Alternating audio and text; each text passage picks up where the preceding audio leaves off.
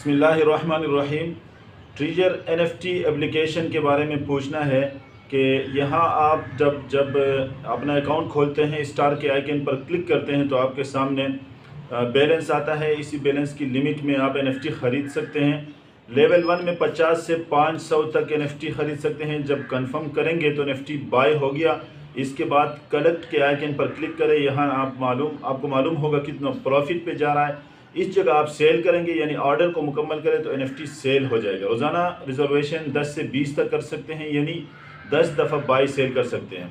तो ये एप्लीकेशन, इससे कमाना जायज़ है या नहीं है? तो NFT गोया कि आप ये जो एप्लीकेशन का आप जिक्र कर रहे हैं, ट्रिजर NFT एप्लीकेशन, इसमें NFT आप ख़रीदते हैं। ख़रीदने के बाद आप इसको जाकर बेचते हैं, बाइनांस में जाकर आप इसको फ़रोख्त करते हैं। तो इसका मतलब ये एक टोकन है। इस टोकन की अपनी वैल्यू है, इसकी कीमत है। कोई भी ऐसी चीज़ जिसकी आम मुआशरे के अंदर, जिसके लोगों के यहाँ उसकी कीमत, उसकी वैल्यू हो, उसको आप ख़रीद भी सकते हैं, ख़रीद कर बेच भी सकते हैं। अगर यहाँ सिर्फ NFT ख़रीदना है और फिर उसकी कीमत आगे बढ़ने की सूरत में इसको आगे बेचना है, तो ये इस तरह है जैसे कि आप सोना ख़रीदते हैं और इसकी कीमत बढ़ने पर उसको आप बेचते हैं। बाकी ख़रीदने के बाद बेचना, ख़रीदने के बाद चीज़ को कब्ज़े में लाकर आप इसको आगे बेच सकते हैं। तो ख़रीदने के बाद कब्ज़े में लाने का मतलब ये होता है कि अगर आप इसको, जिसको बेच रहे हैं, इसको आप हवाला कर सकते हैं, तो ये आपका बेचना भी सही होगा, आगे इसको फ़रोख्त करना भी सही होगा। इस पर आप जो प्रॉफिट कमाएंगे वो शरान दुरुस्त होगा, उसमें कोई हरज नहीं है।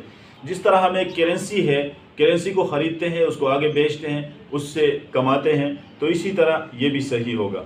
और लेकिन यहाँ एक मसला जो है कि कब्ज़े में लाना, कब्ज़े में लाने के लिए अत्तखलिया, अहनाफ के यहाँ ये एक मसला है। इसकी वजाहत मैंने एक अलग से एक वीडियो के अंदर मैंने इसकी वजाहत की है कि एक चीज़ को कब्ज़े में लाने के बाद ही उसको बेचना पड़ता है। लेकिन ये जो हम ऑनलाइन अर्निंग करते हैं, उसमें कब्ज़े में लाने की शर्त क्या है? किस तरह इंसान एक चीज़ को अपने कब्ज़े में लाता है?